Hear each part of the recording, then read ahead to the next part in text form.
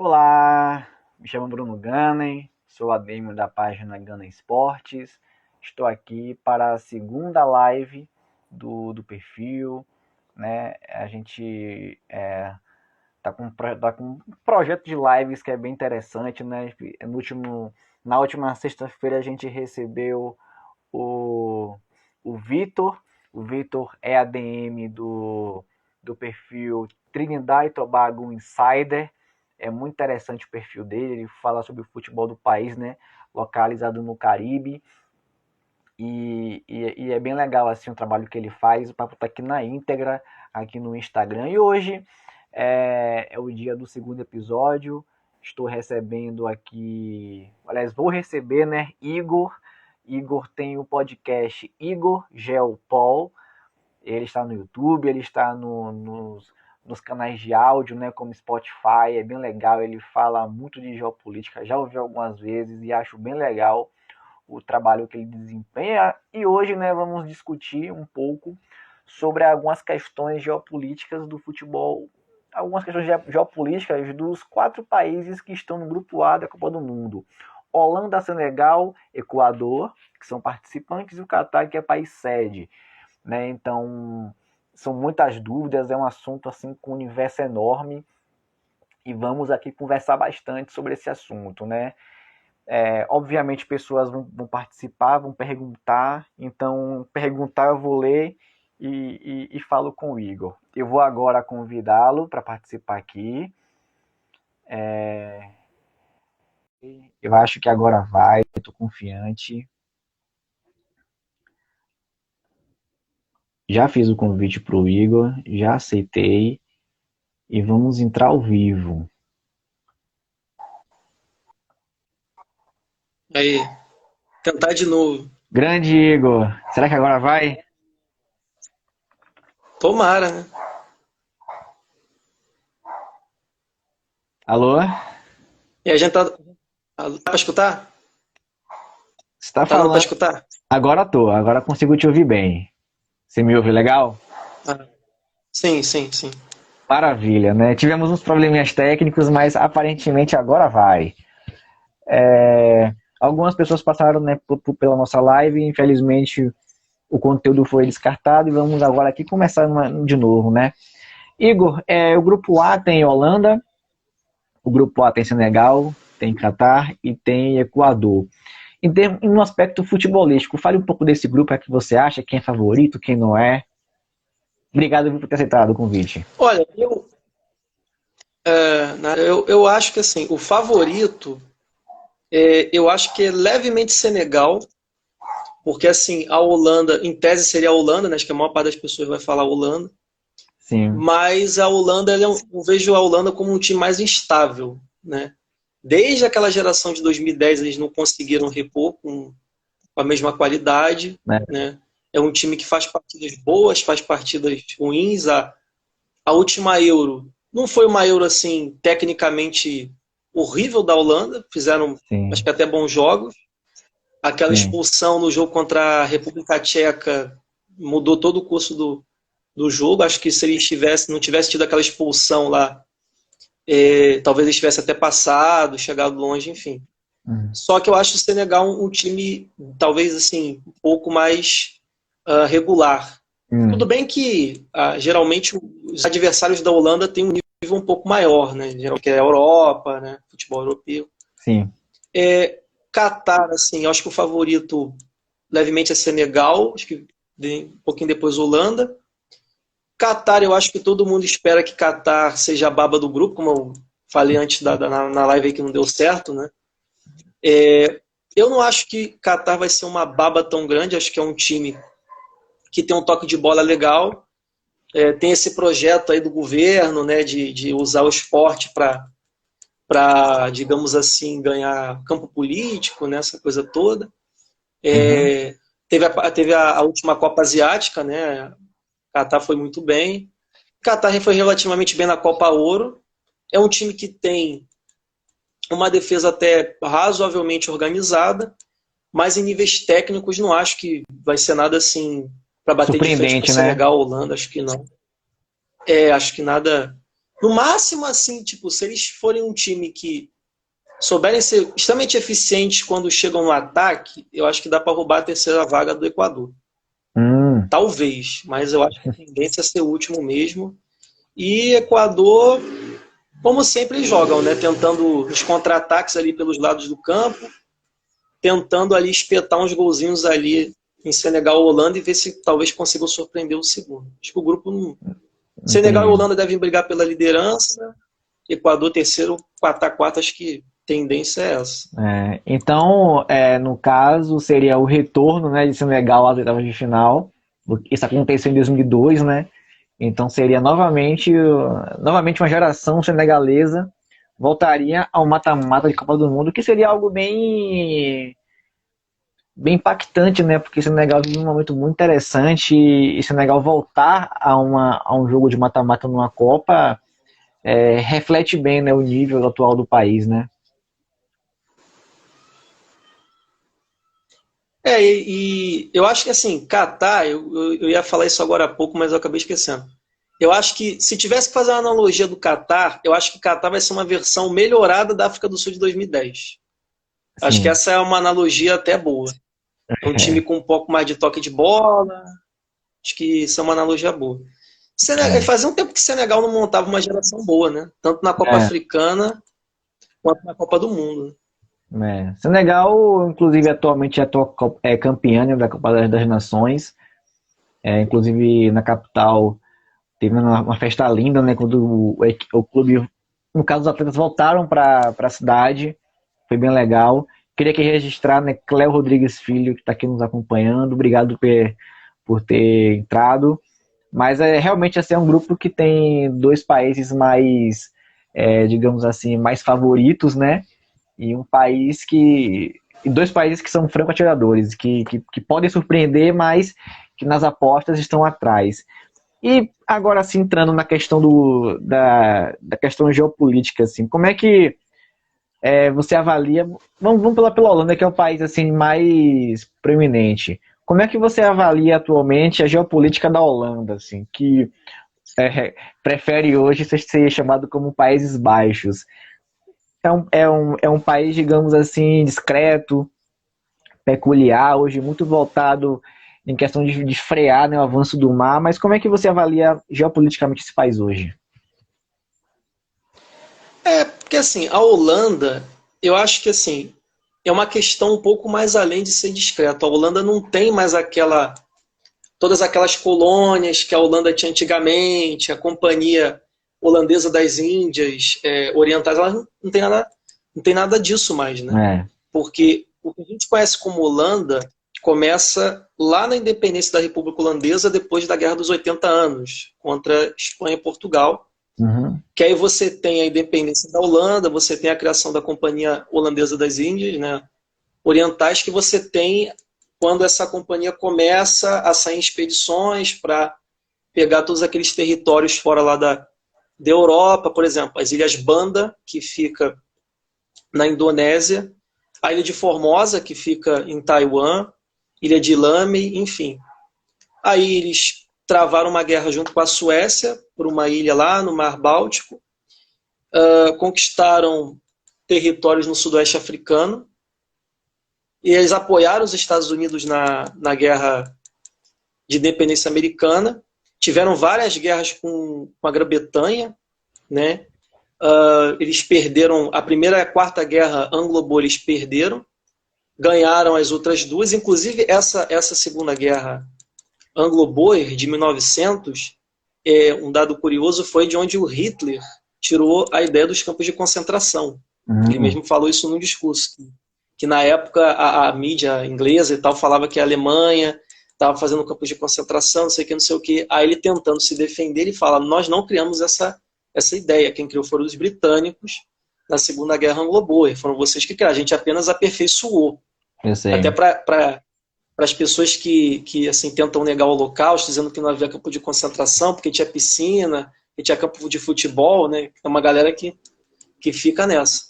Ele mesmo assumiu uma vez que tinha esses campos lá.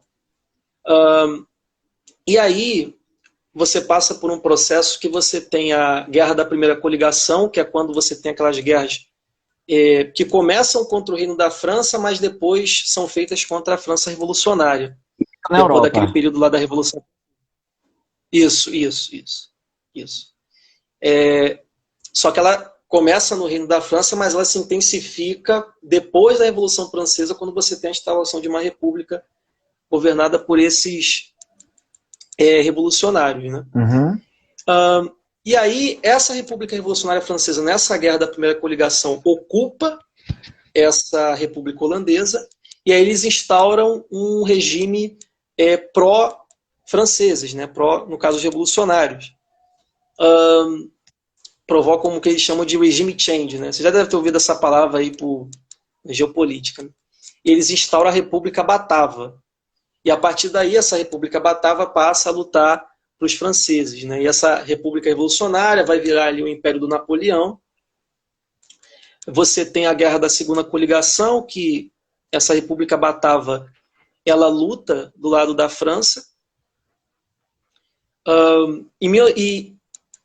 E essa guerra ela chega a 1799, que aí você já tem o Napoleão como chefe de Estado da França, já não é mais aqueles revolucionários do início.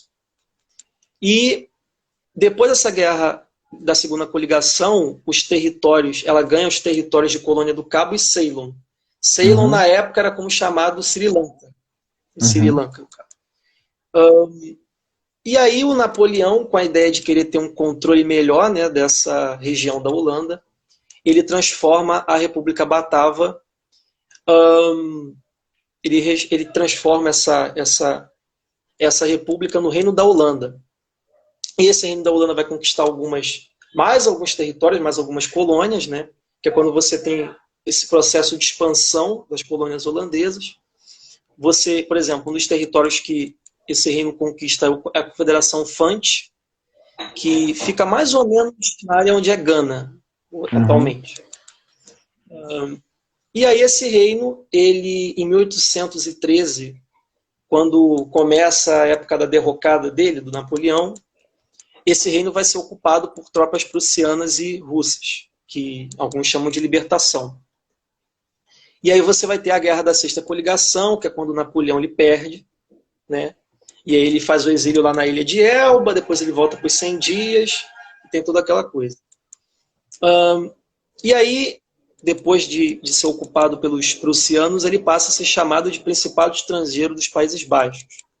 E depois ele vira Reino Unido dos Países Baixos. E aí a Holanda, na época, continuaria tendo conflitos e conquistando vários territórios, né, coloniais, por exemplo, em Kalimantan, na Indonésia, Kalimantan Ocidental, na Indonésia, nas ilhas de Pontianak, Palembang, que na época tinha um sultanato, realizando expedições para a Sé, também fica na Indonésia, e etc. Então, diante disso, só uma rápida interrupção, diante disso fica evidente que, fazendo comparativo de séculos passados com atualmente, né, a influência mundial desse reino é muito menor, quase ínfimo, comparado com esses períodos, né, que está na África, na Ásia, e de repente está nas Américas, né? Sim, sim. Esse processo ele começou a se acentuar depois da Segunda Guerra Mundial, quando você teve a Revolução Nacional lá na Indonésia, em 49, que quando os indonésios eles se revoltam contra as Índias Orientais holandesas e queriam a independência do país, conseguiram, e é proclamado os Estados Unidos da Indonésia e depois a República da Indonésia. Então, hoje, a Holanda ela tem uma influência muito menor, ela não tem mais aquelas colônias que tinha antigamente, então não tem mais aquela projeção militar e bélica no mundo todo. Hoje a influência é no Caribe, né, basicamente, na América Central. Sim, porque no resto, tudo ou já decolonizou, já foi independente, enfim, já perdeu toda poderio e influência que tinha. Assim, a Holanda hoje, pode falar. Fora do Caribe, não há mais nenhum território ultramarino. Assim, a Holanda ainda faz alguns papéis, assim, para não dizer que não tem nada, a Holanda faz alguns papéis quando a OTAN intervém em outros países, né? A Holanda, ela faz parte das coalizões, por exemplo, quando a OTAN interviu na Iugoslávia, a Holanda fez parte do bombardeio, inclusive ajudou os Estados Unidos a usar urânio empobrecido contra a Sérvia. lá em Novi Sad, 99, enfim, usou bombas de fragmentação, que são proibidas. Então a OTAN, a Holanda, ela faz ainda esse papel de intervenção, mas é uma coisa mínima comparado com o que ela tinha antes. Entendi.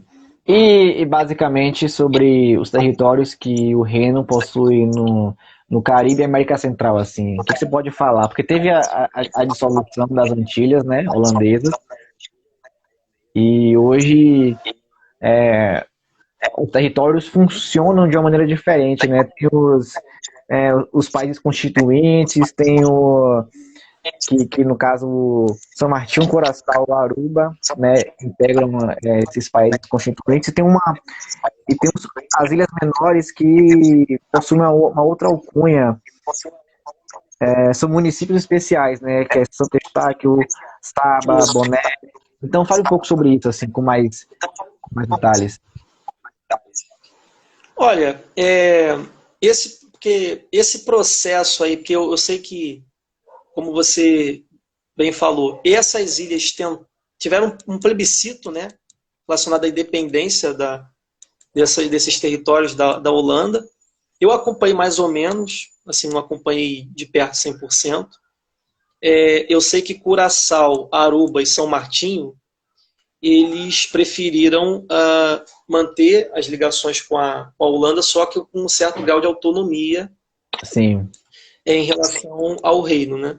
O Já reino só Bonaire, eles... questões de defesa, questões assim mais maiores, né? Isso. E Bonaire quis continuar com o status de município especial, né, bastante ligado à Holanda. Tanto é que, inclusive, a Aruba foi uma parte até importante da Holanda, quando na Segunda Guerra, quando a Alemanha ocupou a Holanda, as petrolíferas em Aruba ficaram sob ataque da Alemanha. Foram um importante financiamento do governo exílio holandês, né? Então a Holanda, a Kriegsmarine, foi lá e bombardeou aquelas petrolíferas em Aruba. E assim, essa questão, por exemplo, da independência desses territórios, que até algumas pessoas perguntam, por que esses países não querem ser independentes da Holanda?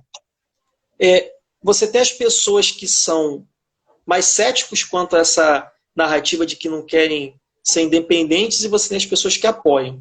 As pessoas que são céticas dizem que... porque, por exemplo, eu tenho que dar o exemplo do Suriname. O Suriname, quando ele se tornou independente, lá para os anos 70, ele entrou num processo de caos tremendo, golpes, aquela coisa toda. E até hoje é um país complicado politicamente. Sim, sim. E isso teria feito com que Aruba, o povo em Aruba, não quisesse se tornar independente da Holanda, né? Tem a galera que é mais cética quanto a isso tende a ter esse argumento.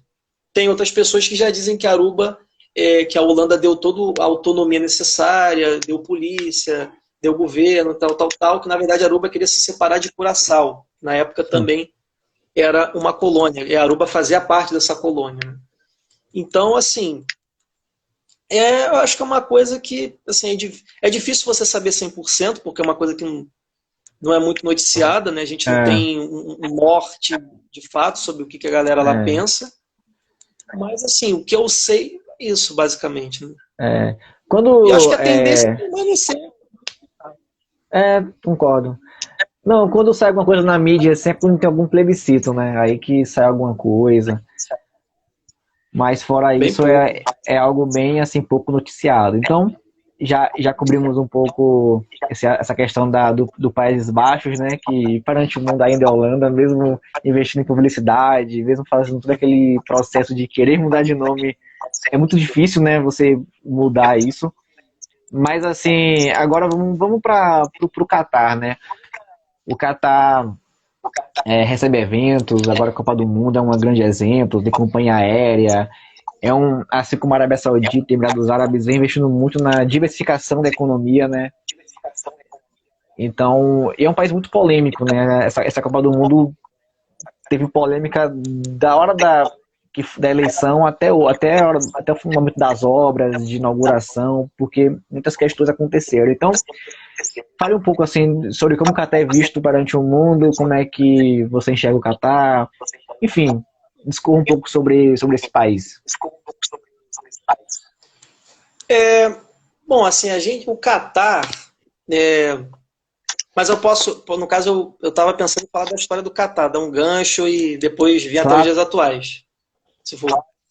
Então, o estado do Catar, ele é formado por territórios da península e territórios que são cercados pelo Golfo Pérsico e territórios que fazem fronteira com a Arábia Saudita. O Catar ele tem uma história um pouco assim, digamos, volátil, porque ele já foi parte de vários impérios, né? Já que é no controle de vários impérios, por exemplo, como Seleucida, que era um estado helenista, que foi feito depois da morte do Alexandre o Grande, que consistia nos territórios da Anatólia, que agora é na Turquia, Pérsia, Levante, que é aquela região ali da Palestina, tal, e do Iraque, do Afeganistão, do Turcomenistão, fez parte do Império Parta, do Império o Parta, ou Arsácida, no caso, que era outro nome, né, que consistia nos territórios atuais da centro-orientais da Turquia, né, do Afeganistão, do Paquistão, e o Sassânida, que foi o último grande império persa.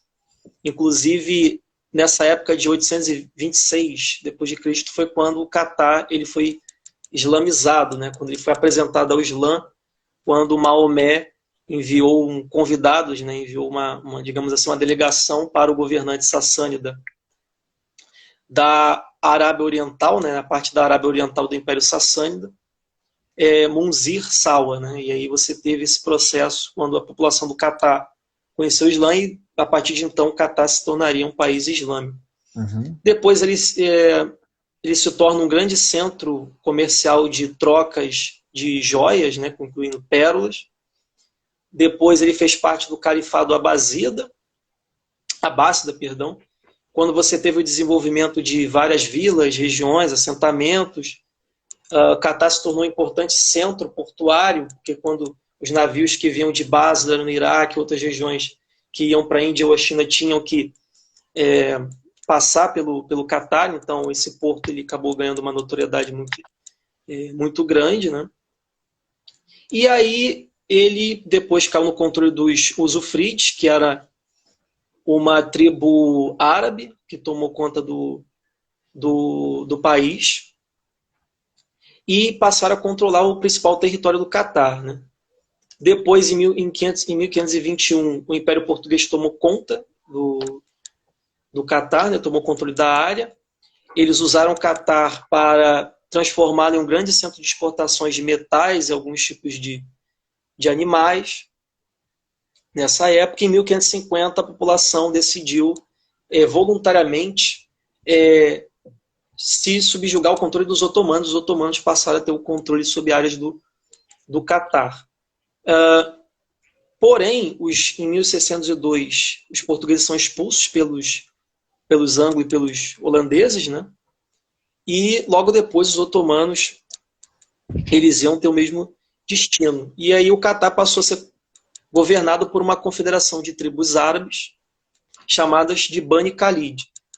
E aí, logo depois, a Arábia Saudita, que na época se chamava Primeiro Estado Saudita, o Emirado de Dalia, eles invadiram, porque ele tinha um grande contingente de forças wahhabistas, eles invadiram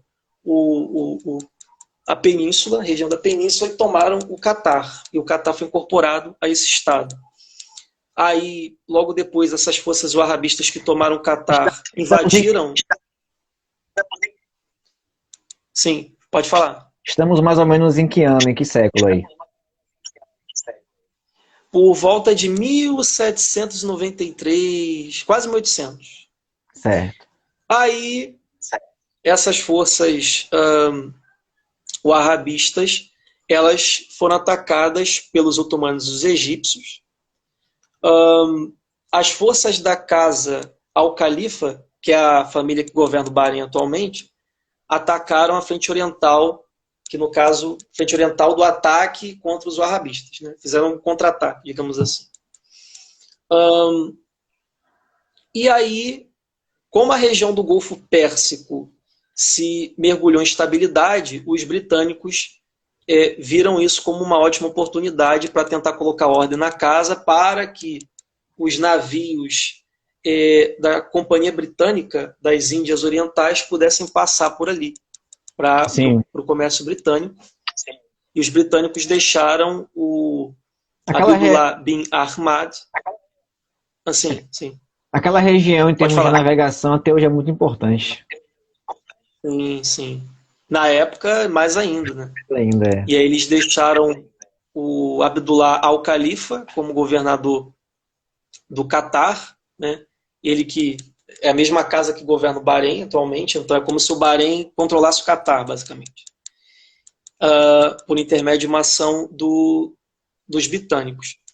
E aí, em 1867, tensões começaram a acontecer e o Catar teve uma guerra com o Bahrein, onde eles conseguiram conquistar a independência, né, do Bahrein em 1867, e aí é o Catar que a gente conhece hoje, governado aí pelo governo atual. E por que o Catar... atualmente...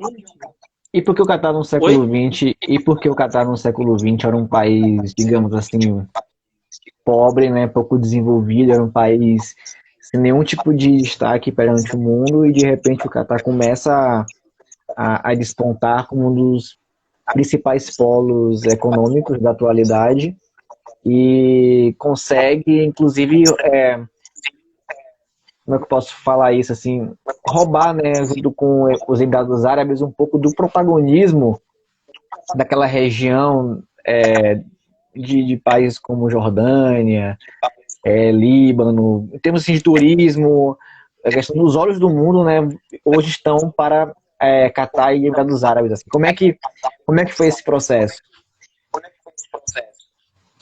Não, assim, se você for pegar, por exemplo, as fotos de Dubai, algum tempo atrás, e você for olhar, por exemplo, com as de hoje, só para fazer esse paralelo com o Catar, você nem acredita que é o mesmo lugar. Dali era Emirados Árabes, você vê hoje.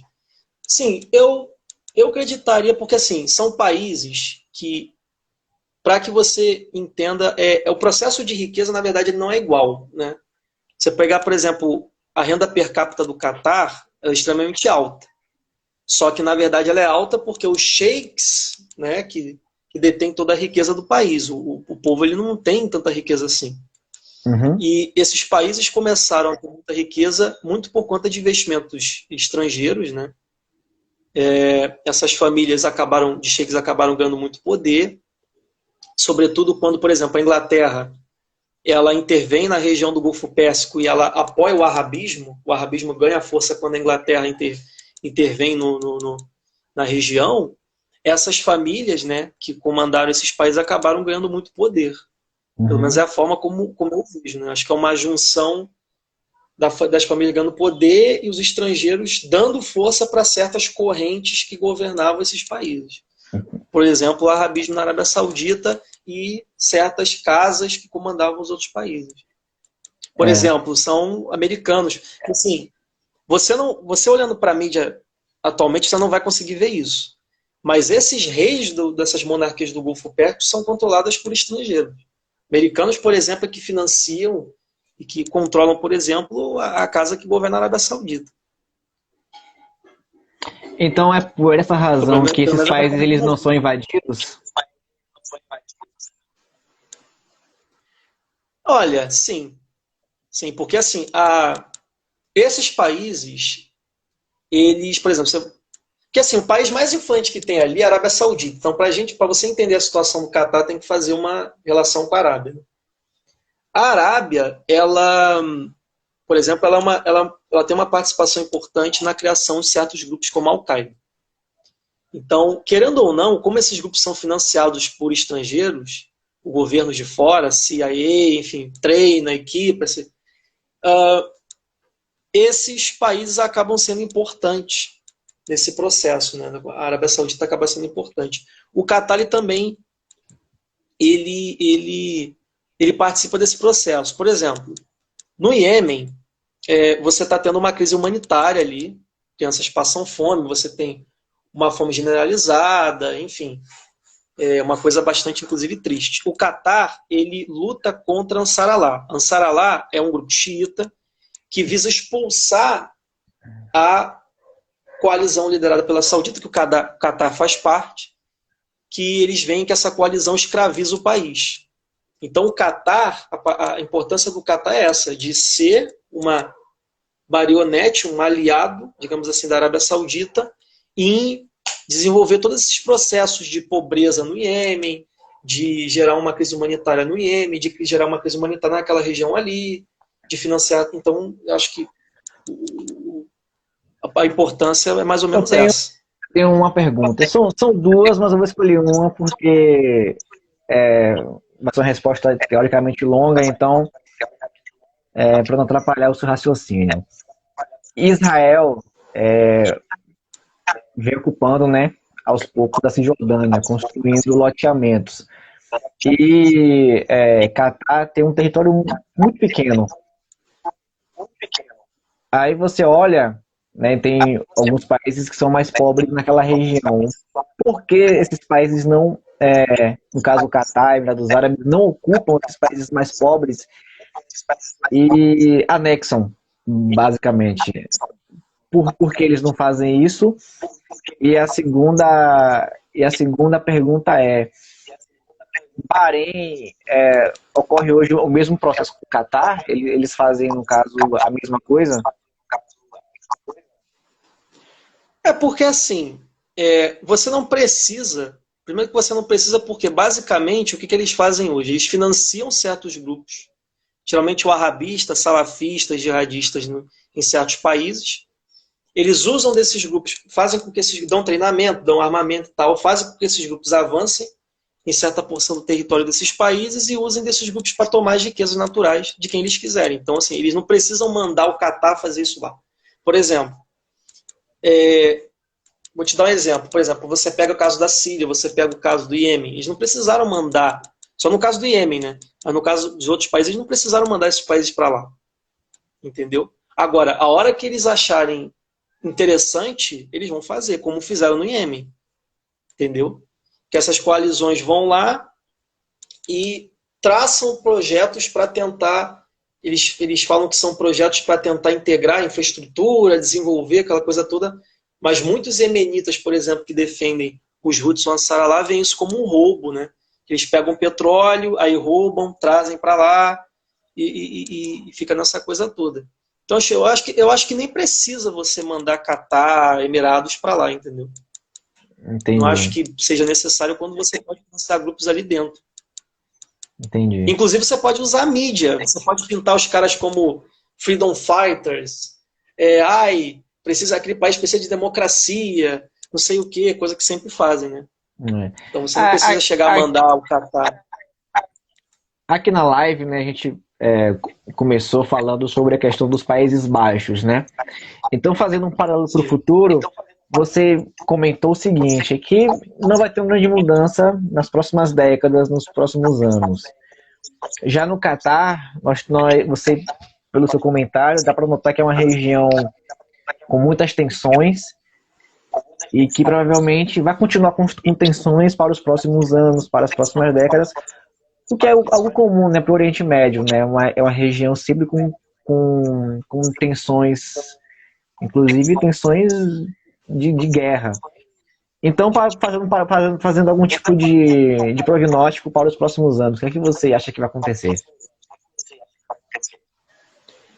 Olha, eu acho que, assim, ali naquela região do Oriente Médio, acho que uma possibilidade, assim, uma das mais evidentes é, no futuro, estourar algum conflito entre Israel e Irã. Acho que é a possibilidade, assim, que é mais especulada, né? Quanto ao Catar, eu acho que não vai mudar tanta coisa assim. Acho que o Catar vai continuar do lado da Arábia Saudita e intervindo em favor de qualquer coisa que a Arábia faça. Então, por exemplo, na guerra do Iêmen, o Catar vai defender a Arábia Saudita e a intervenção que ela está fazendo lá. Não vai mudar muita coisa. Eu não sei se eles vão conseguir derrotar, por exemplo, Ansar-Allah nos próximos anos, porque até agora não tem conseguido. Essa guerra está durando desde 2014. Então, eles não estão tendo êxito. Eu acho que a guerra no Iêmen vai perdurar bastante ainda. Mas eu acho que assim, o Oriente Médio ainda vai se manter por conflito durante muito tempo, porque o interesse do sistema é balcanizar o Oriente Médio e com as guerras gerar fome, gerar pobreza, gerar destruição, porque você tem gente que lucra com isso. E a balcanização do Oriente Médio beneficia muita gente, inclusive Israel, né? Até porque Israel, né, embora Israel negue isso, você tem muitos intelectuais ali israelenses aquela coisa da grande Israel, que eles chamam de plano Inon, que é tomar algumas porções do Líbano, Palestina, aquela coisa toda. Então a balcanização do Oriente Médio ia ser interessante, né? É. Desse ponto de vista. Então, dá pra... Então você tem interesses financeiros, geopolíticos, e não ter esse conflito ali, né? Então dá para presumir que a influência externa, Estados Unidos e outros países, né, interessados, Sim. não vai diminuir. Não, se bobear, vai aumentar. Se bobear, vai aumentar. Vou te dar um exemplo. Você pega a Síria. A Síria, a galera fala que aquilo é uma guerra civil. Só que você pega.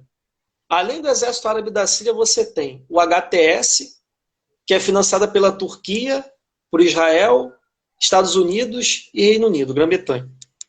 Aí você tem a SDF, que é a Rojava, que é o negócio dos curdos lá, que é financiado pelos Estados Unidos. Então, na verdade, você não tem uma guerra civil. Você tem grupos que são financiados por agências de inteligência, por corporações transnacionais vindo de fora, para tentar desestabilizar a Síria. Então, isso não é uma guerra civil. Isso é um teatro. Quando você tem a Rojava lutando contra, por exemplo, a HTS, ou o Exército Livre Sírio, que também é apoiado pelos mesmos, pela Turquia e tal. Você está vendo um teatro, basicamente. Embora a SDF se coloque como um grupo assim revolucionário, alguns até anarquista, né? Enfim, tentando pegar ali o legado do PKK, dessa ideologia, né, curda e tal. Você tem basicamente ali um teatro. Então eu acho que isso daí não vai parar, não. Isso vai aumentar, inclusive. Se bobear, vai ainda aumentar. Entendi. Então vamos lá. Seguindo aqui na live, né? Curiosamente, Igor, na última semana, né, que foi com o Vitor, falamos sobre futebol de Trinidad e Tobago. Foi bem legal, inclusive, tá aqui na íntegra o nosso papo. Apareceram pessoas, então vou dar uma pausa aqui para saudar quem entrou, quem assistiu pelo menos por um momento. Então a Sophie.pinati entrou, o 326 Neto também prestigiou, o Valverde 4485 prestigiou, o John Wigleton prestigiou, o Jotaí Pedreira e também a Emily Lima. Queria agradecer a vocês por terem entrado e assistido só um pouquinho, pelo menos. Né? A gente conversa, aí a pessoa entra, aí depois sai, depois volta. Assistir um pouco já tá ajudando, já. Não, e fica na íntegra. Curiosamente, quando terminou a live com o Vitor, deu que 6 pessoas passaram pela live. Já tem quase 100 views.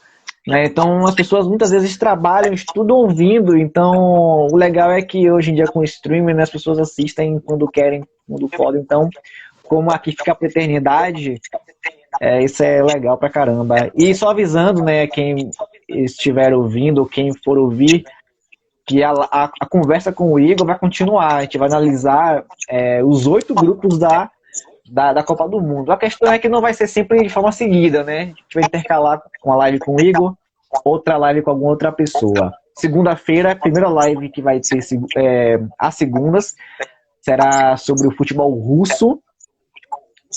Na sexta, sobre o futebol de Burundi, e aí o Igor retorna.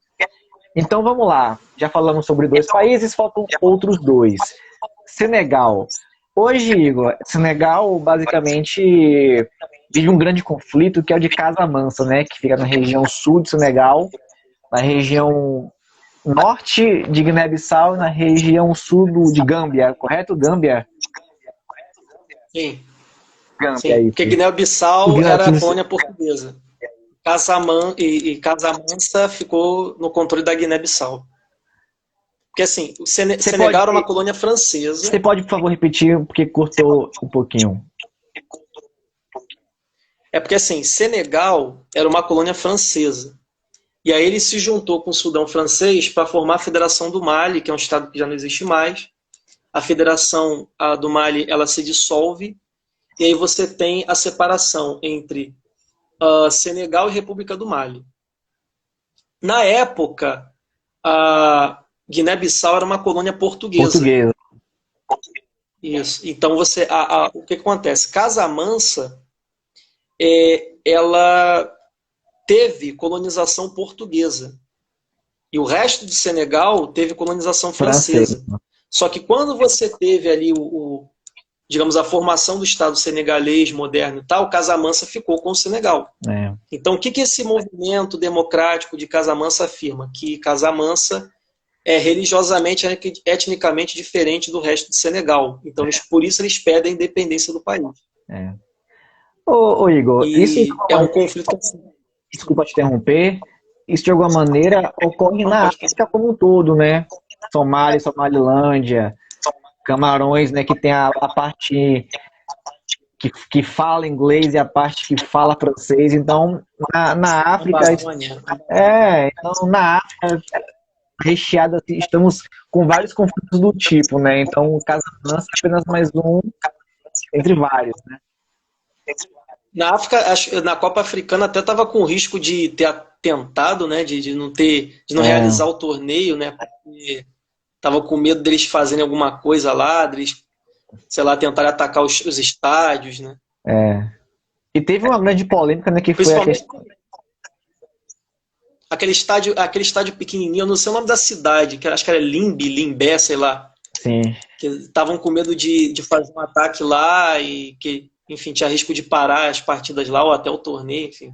Não, e mesmo sem ter ocorrido isso, teve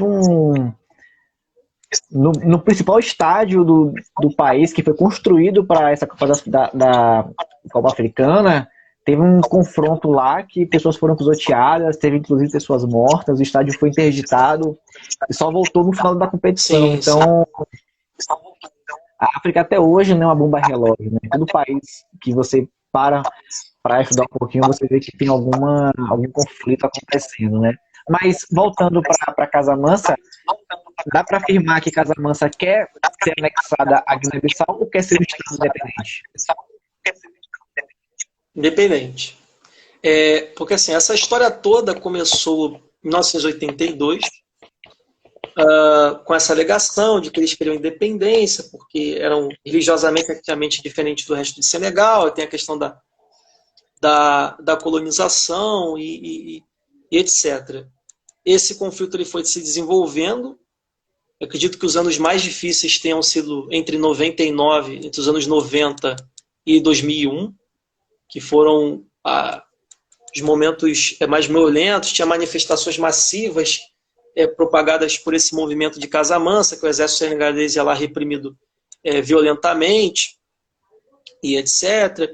Aí isso descambou para um conflito, o exército deslocou vários contingentes das províncias do norte, das províncias de outras regiões para essa região, tentando esmagar a revolta, fez ofensivas em 99, né? Até que pela primeira vez bombardeou a capital que tinha, né, que esse movimento democrático das forças de Casamansa tinha um poder, que era Ziguinchor, e esse grupo, por esse bombardeio, foi forçado a ir para a região de Kolda, foi forçado a recuar para Kolda. E depois você teve uma outra ofensiva na área ao longo da fronteira com a Gâmbia, né? Desde 2014, 2014 foi o momento que termina a primeira fase do conflito, quando o movimento ele muda a estratégia para uma guerrilha de baixa intensidade. E a partir de 2015 para cá, começa a segunda fase desse conflito. E ano passado, eles fizeram mais ofensivas, né, com apoio da Força Aérea, com apoio aéreo, capturaram 4 bases, um alto número de armamentos, morteiros, né, aquela coisa toda. E eles alegaram que eles admitiram que o grupo ainda continua atuando, bases desse grupo continuaram ativas, mas que a ofensiva teve sucesso e o grupo foi severamente enfraquecido. Em março desse ano, inclusive, o exército senegalês fez mais ofensivas na mesma área ao longo da fronteira ali com a Gâmbia, com o objetivo de desmantelar esse grupo rebelde, né? Depois que esse grupo rebelde tinha matado 4 soldados e capturaram os outros 7. Mas, assim, pelo que eu pude assim, ver, não teve mais atualizações dessa ofensiva, não. Mas acredito que tenha capturado alguma coisa. Acredito. É. E é isso, Em, assim. O movimento, hoje em dia, está bem enfraquecido em relação ao que era nos anos 80 e 90. Tendência é movimento ser enfraquecido até deixar de existir. A não ser que algo extraordinário aconteça. inclusive, essa pergunta já foge um pouco do roteiro, mas assim, vale perguntar, assim, a moeda é a mesma, o idioma é o mesmo do resto do Senegal até hoje, ou há uma integração, mesmo tendo conflitos, há uma integração em termos de gestão de país, ou é algo assim bem distante, como acontece, por exemplo, na Transnistria, por exemplo, que é uma outra cultura, é tudo diferente, mas a pergunta é mais ou menos nessa linha. Entendi. Não, o caso não é igual, não. Casamansa é administrado por Senegal. E esse movimento visa exatamente atingir isso. Visava atingir a independência, ou seja, criar uma Transnistria dentro do Senegal. O que foi feito ali, na Transnistria, é o que Casamansa, esse movimento, queria fazer. Porque Casamansa não tem uma estrutura própria, administrativa, igual a Transnistria tem, não. É. É isso que o movimento queria fazer. E o idioma, eles falam algum crioulo francês, algum crioulo português, ou falam algum outro idioma, ou falam francês somente? Você tem informação? Eu acho que, assim, eu tenho pouca informação sobre isso. Eu acredito que, assim, pelo que eu sei, digamos assim, o aparecimento de idioma francês ali. Mas eu acho que eles devem falar idiomas muito fruto dessa colonização portuguesa, da construção diferente da identidade, né? Eles devem falar línguas que o resto do Senegal não fala. Porque a alegação do movimento somos diferentes etnicamente. E isso, acredito que incluiria a língua, né? Incluiria a fala também. Claro. Então, eu acho que vale, né, já encerrar esse assunto sobre Senegal.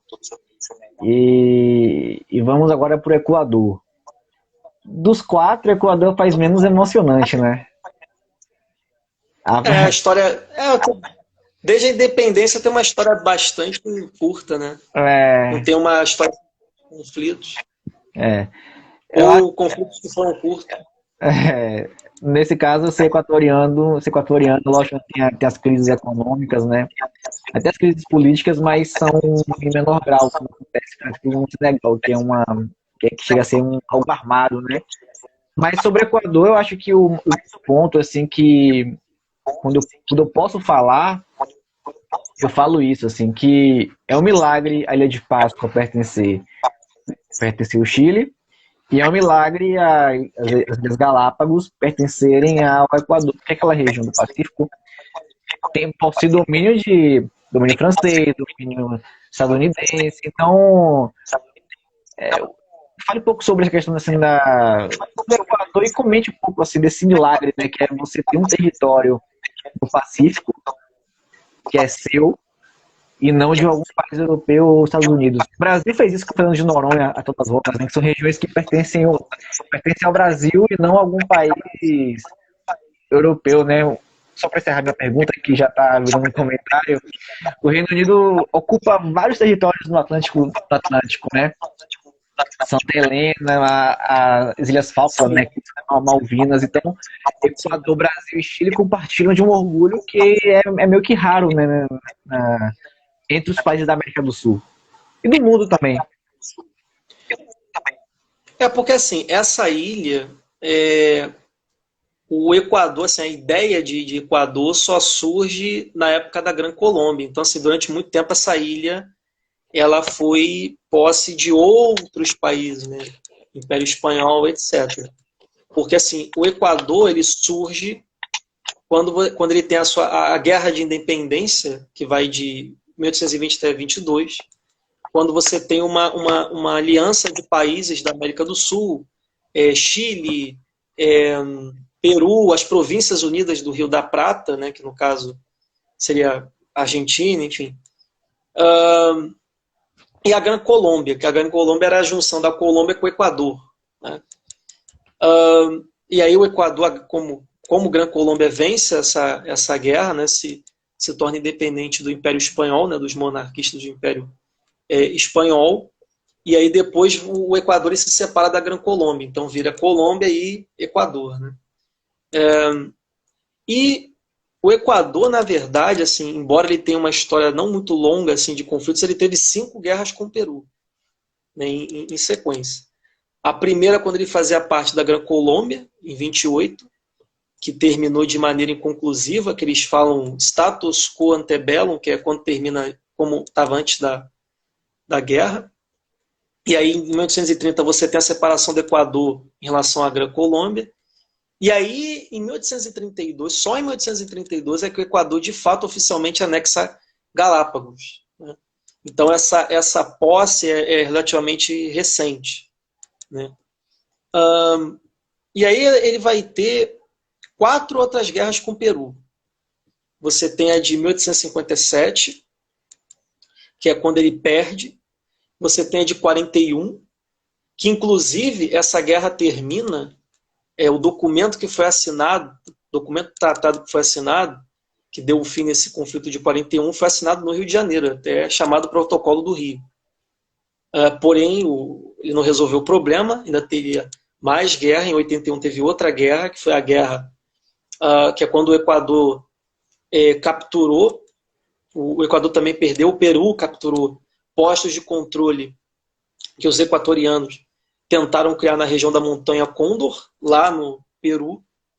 E teve a Guerra de Cenepa, de 95, que foi a última, que ambos os lados declararam vitória, que eles lutaram pelo controle dessa Cordilheira Cóndor, que fica na província de Condorcanqui,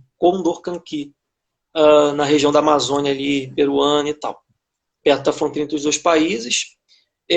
O conflito, ele terminou de novo, status quo ante bellum, como estava antes da guerra, e foi assinado um tratado internacional chamado de Lei Presidencial de Brasília, que deu um fim nas disputas territoriais, e os territórios em questão continuaram com o Peru. Ainda teve uma guerra com a Colômbia, em 67, que eles também foram derrotados. O exército colombiano chega até a cidade de Barra, e depois da batalha de Cuaspud, você teve uma rendição, e aí você teve um armistício, e a Colômbia ganha a guerra. Então eles têm uma história relativamente não grande de conflitos, mas tem bastante derrota, né? Como você pode ver.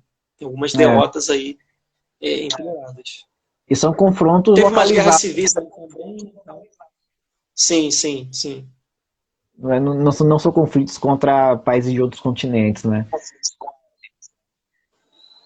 Inclusive, uma das guerras que eles tiveram com o Peru, assim, mais recente, foi quando o Fujimori era presidente do Peru. Não essa atual, o outro, né? O ditador lá.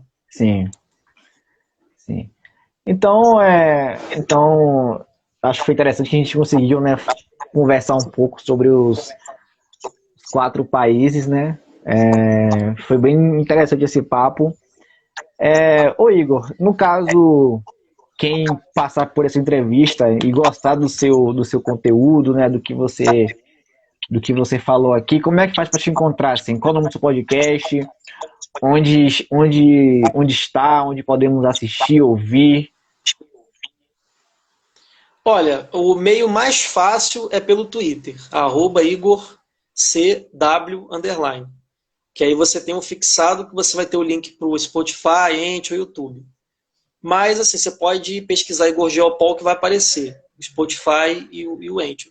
Que é um podcast relativamente recente que eu criei, entendeu? Entendi. Então ainda estou assim, digamos, tentando melhorar, evoluir, né? Por exemplo, no primeiro episódio não tinha uma arte de fundo, eu coloquei uma e tal. E agora eu estou postando, vou começar a postar boletins informativos. Oi? Vai ajustando, né? Entendi. Isso. Assim, por enquanto não tá vingando muito não, né? Tá dando pouca visualização, mas quem sabe depois começa a crescer, né? Não é um processo. Aí se não vingar também a gente para, foda-se, a gente para e não tentou, né? Não, é o que eu te falei, né? Eu falei assim, olha, na primeira live A página tinha, no caso, a Gana Esportes, né? Tinha 112 seguidores. Agora tem 300 e poucos. Foi uma semana, né? Então, Mas é porque eu acho que o Instagram é mais fácil de crescer, né? também Teu conteúdo é mais fácil de é propagar. de Porque pô, propagar. geralmente é longo, é um tema tipo geopolítica, tem É, coisa complexa, no Brasil não gosta, entendeu? mas esse tema de geopolítica, eu sinto que tem crescido bastante, assim. Eu acho que, não sei se você gosta, mas tem hoje no mundo militar que fala muito sobre esse assunto, né? Questão de guerras, né? Tem Não xadrez. muito, não muito, não muito. Acho ele muito, assim, acho ele muito tendencial, Não, é, muito, muito, é para não dizer anti-China outra coisa, né? pra caramba, né? Não, a parada assim é que ele é muito tendencioso para a OTAN, né? Para não dizer outra Não, palavra, né? não. Engraçado que foi Dizer outra A coisa. Ucrânia tomando uma sova da Rússia. Não, mas a Ucrânia vai vencer, Ah, não, vencer. a Rússia nem entrou, cara, nem entrou, nem entrou, Não, mas nem assim, entrou. tem também o xadrez verbal, então assim, no fim das contas o argumento existem perfis que de um jeito ou de outro tá propagando nesses assuntos, então o público em geral tá começando opa, que interessante isso aqui, ó, que legal, e tá começando a pesquisar, né?